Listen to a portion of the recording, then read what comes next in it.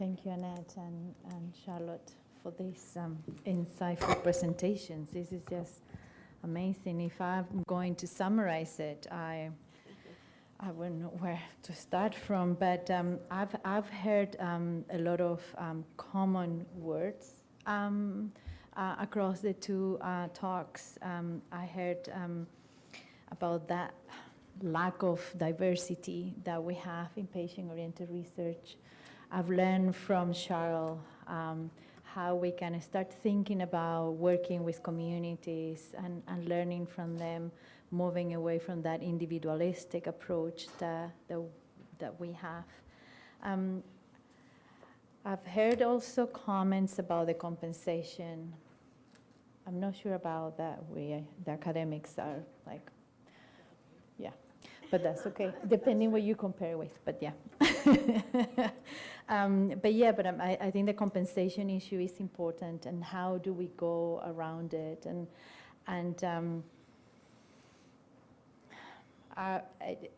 you just, Charlotte, left it with these questions, and how can we approach patient-oriented research in the context of reconciliation, and how we start learning how to do that. It's important for our generations and for us as well to heal. Yeah. I would like to open the floor to questions. I'm pretty sure that you have a lot of burning questions for the speakers. I will need 2 microphones if there is someone there with 2 mics. Are you there? Oh, excellent, excellent. Okay, thank you. First question here. Hi. So I apologize if this has already been covered or if I'm missing the mark a little bit, but I'm attending this conference as a patient. And I'm hearing a lot about patient engagement, how to get them to join, how to do all these things. But I have no idea how to join.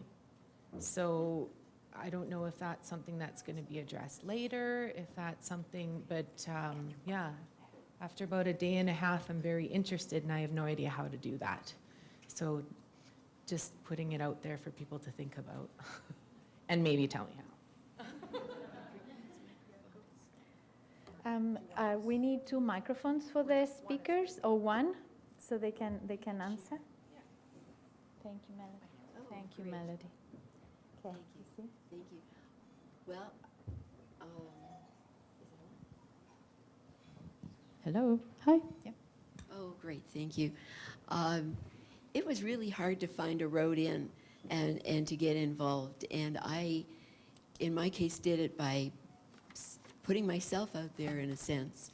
And people took me up on the fact that they knew something about me on Twitter. I think there are a lot of areas where they're trying to make it easier with the registry and with patient voices. And with the Patient Advisors Network, once you're a fairly known patient, you get more offers to be involved than you can accept.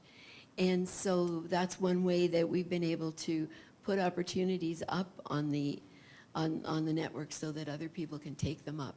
But I spent 20 years trying to solve other people's puzzles of finding people and finding information. And so it was that kind of background that led me to persevere. So you have to be persistent. You have to keep your eyes open for these opportunities. I think you have to encourage your provincial support unit to make these opportunities more visible to you. For instance, I've never seen those courses that I put up there advertised anywhere that the general public would ever see them. And yet they're still running that the CIHR core curriculum courses in different areas. So those are my ideas. Mm-hmm. Do you want to comment? I think it's a different context. It's a different context. Yeah. Yeah. Thank you. Oh, Hello. Hi. Thank you so much for your words, ladies, and your wisdom and knowledge. I really appreciate that. I'm from Treaty 8, and so I also am a visitor here on Treaty 6. So my question has to do mostly for Charlotte in regards to, you talked about context, right? And all the aspects of historical knowledge and looking at a more strength-based, focused research aspect. But what my concern is around, so I work at the Public Library in Calgary and I do presentations on reconciliation for the staff.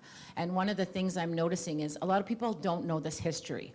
So if you have someone going into research that doesn't even know this history, how do you help? What can they do? I can't go to your workshop this afternoon, so that's why I'm asking this. How do you go forward in a safe way so that they are not feeling pity or sorry for the Indigenous person and not that savior mentality that white privilege comes with sometimes, right?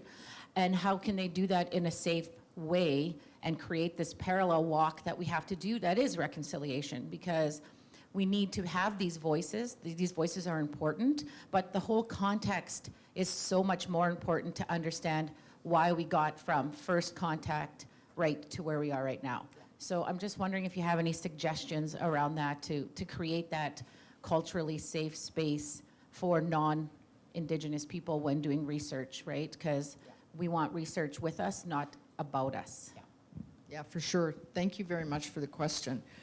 Yeah, and it's one that, you know, colleagues and community members and lots of folks have been talking about for a long time. So we have the Tri-Council policy statement, Chapter 9 of that, which is basically sets out the ethical guidelines for research that's undertaken or conducted with humans and yeah.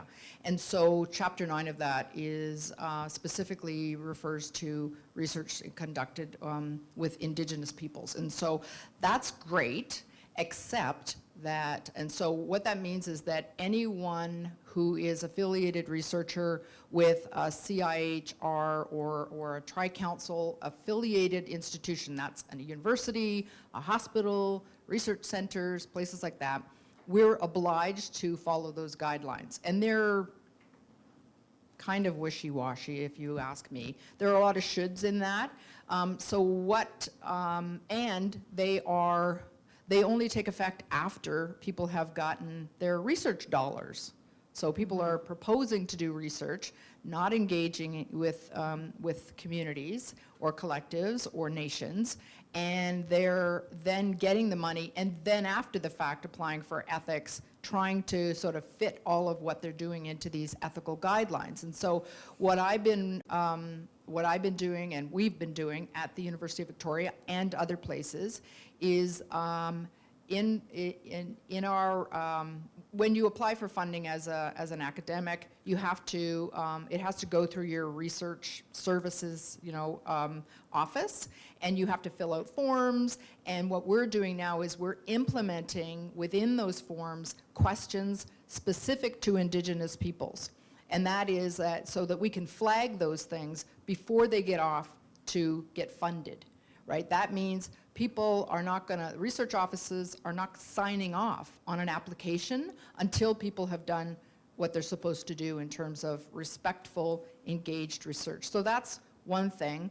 The other thing that we're trying to advocate for is with the funding agencies. So the funding agencies haven't yet, but can make it a criteria for evaluating research proposals that people demonstrate engagement. Now, the Institute of Indigenous Peoples' Health is doing that already, and so reviewers are told if this person or this group doesn't have meaningful engagement with Indigenous peoples, that is demonstration, letters of partnership, research agreements, and so forth, they're not going to get funded.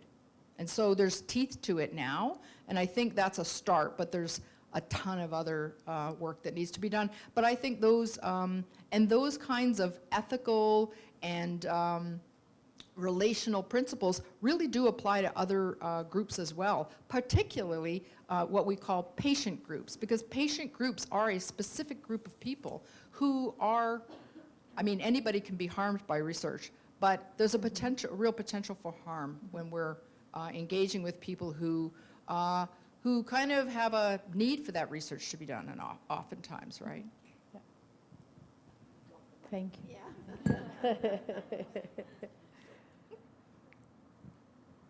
Yes, Marlene.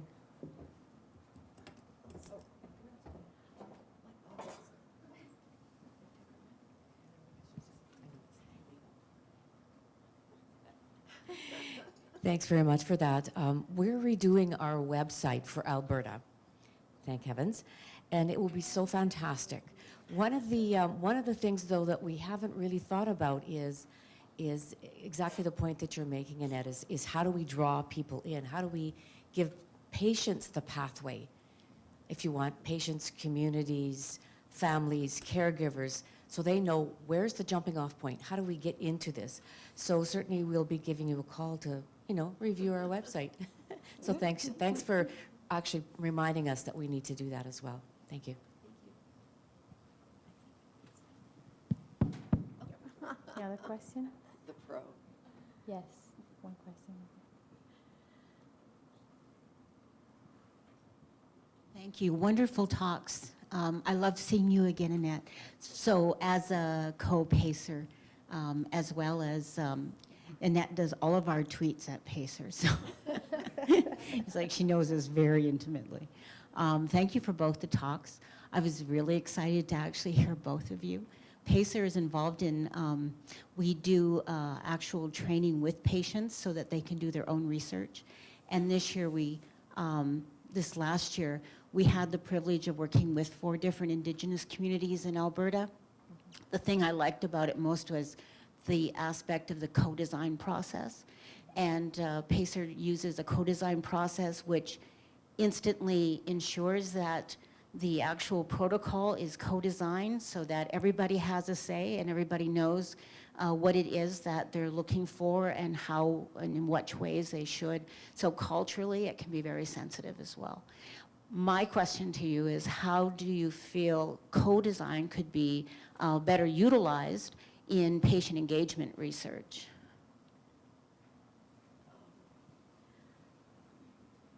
Well, the first scale I saw that was supposed to evaluate, does this work? Yep. Yeah. Okay, the first scale I saw that was supposed to evaluate meaningful patient engagement was designed by academics using patients as subjects. So we were all giving not me personally, but they consulted, they got information from people, but then they put it together themselves and made this, in this case I'm talking about a PEPIT scale, right? Which is being revised and improved.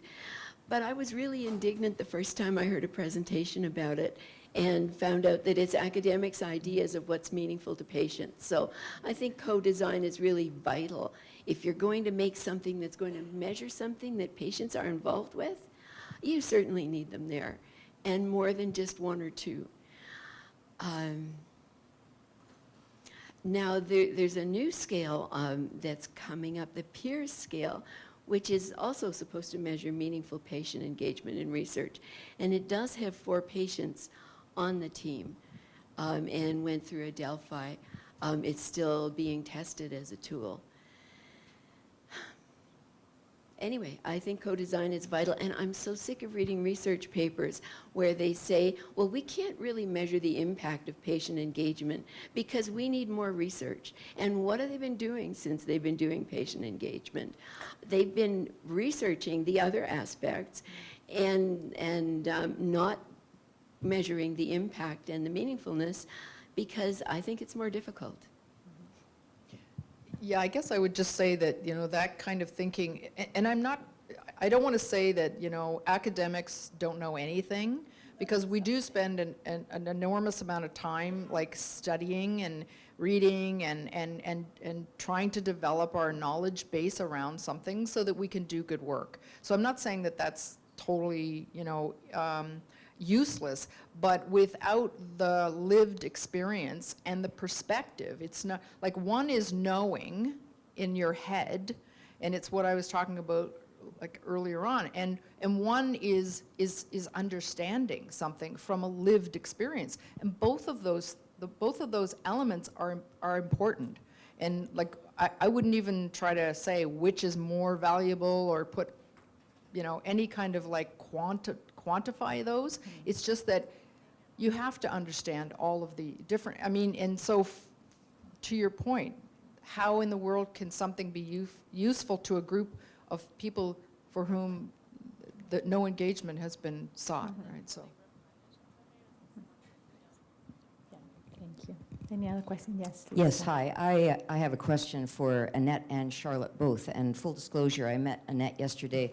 I'm already in love. And Charlotte, I've heard your inspiring cultural safety and been attending the 4-hour workshop that you put on for Island Health through Cindy Triton. I'd like the whole conference to think about a new type of relationship between researchers and patients, and that is patient-led research. Chad Dickey and I are patients that have just received affiliated research status through Island Health, which is the health authority in British Columbia that serves close to 800,000 people. And we are doing patient-led research with the help of the Vancouver Island Regional Oversight Committee, their sponsorship, their endorsement, and their help. So we're entering into new territory by leading the research. And I think every patient can be empowered on that far right of the scale. That's just the beginning.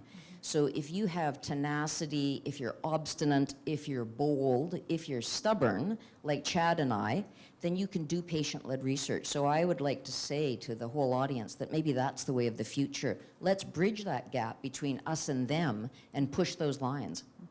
Thank you.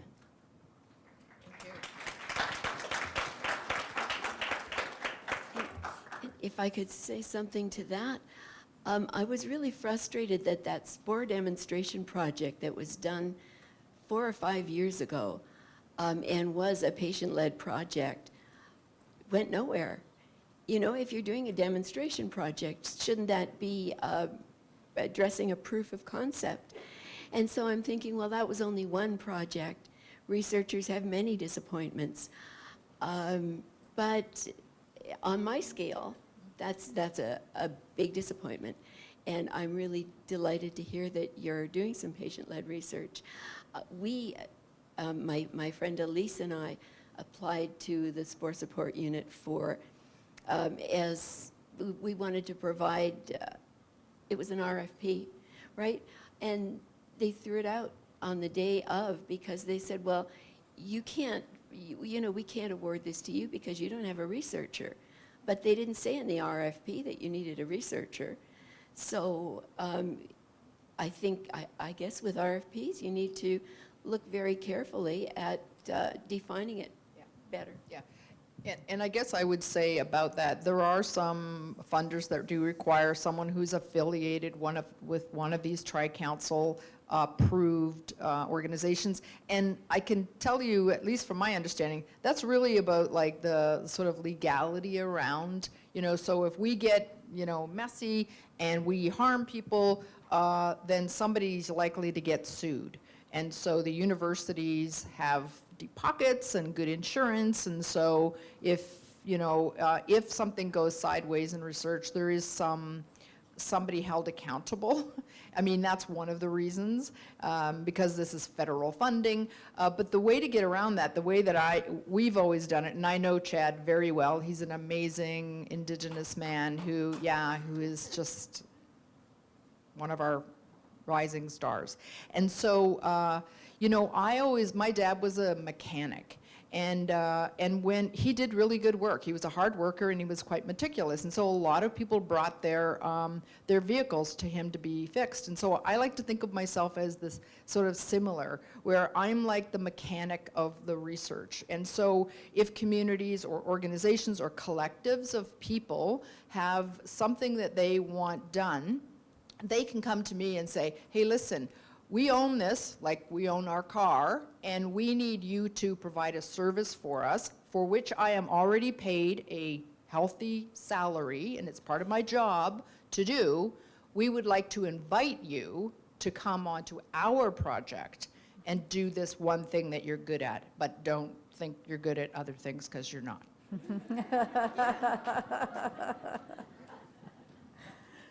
can change the oil in my It's like contracting with researchers. This is the last question. Hi, thank you both of you. It's wonderful and inspiring talk.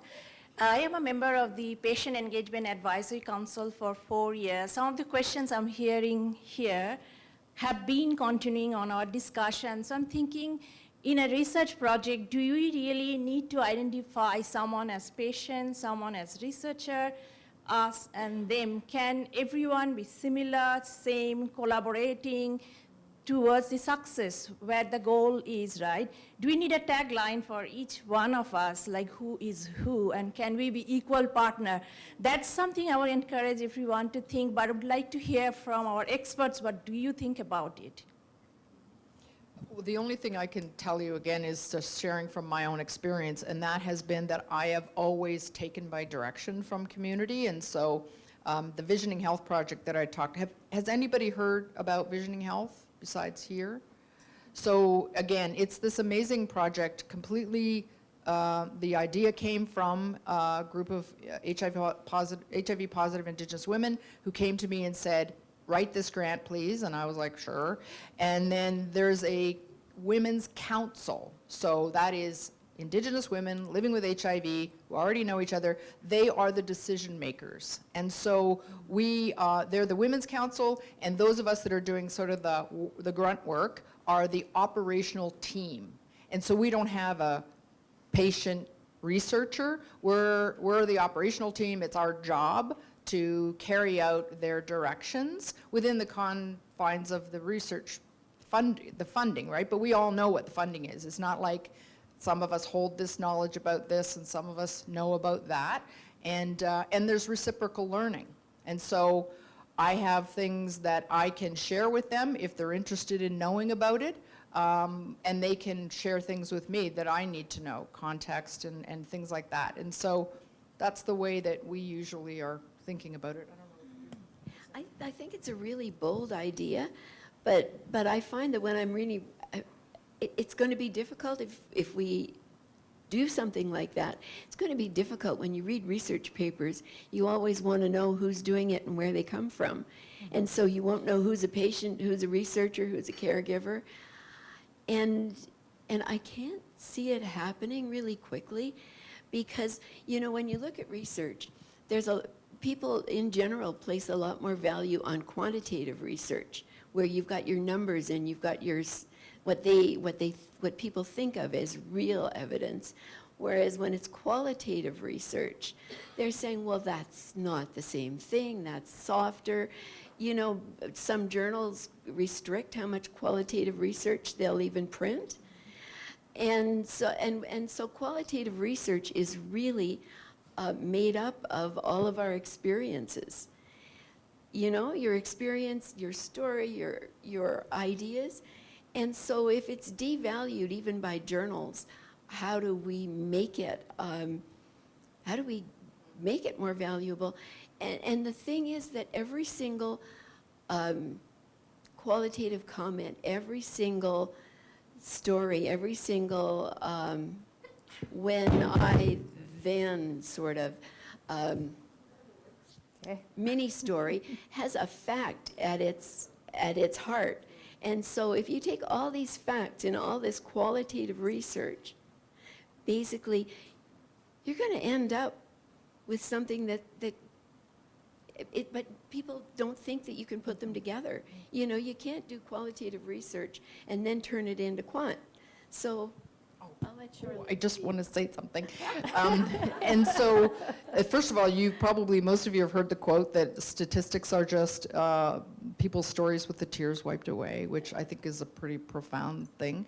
But I'm also involved in quantitative research. So Visioning Health has a quantitative component because we're looking at this research project as an intervention for women's wellness because they said, this is so healing for us. So with them, we modified scales, instruments, to be culturally appropriate, and so we are measuring change. But I also want to use the example of the First Nations Regional Health Survey, which, if you're not familiar with it, is administered by the First Nations Information Governance Council, I think. So it is owned and administered by Indigenous or First Nations communities across the country, and the entire 150 or so questions were developed by First Nations people as legitimately culturally relevant, appropriate health indicators. And in each region, there are separate questions added to the survey to show regional differences. And so that is developed, administered, analyzed, disseminated by, for, and with First Nations people. So quantitative research can do this as well. Again, you just have to start at the very beginning. Yeah. And I believe this was the last question. Annette, do you want to add anything else? I thought you were going to say something, but.